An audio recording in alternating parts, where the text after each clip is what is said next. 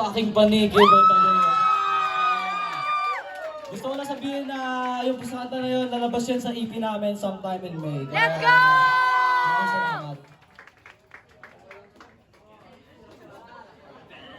Mag-cover kami sa next song namin, sana magustuhan. Hindi kami usually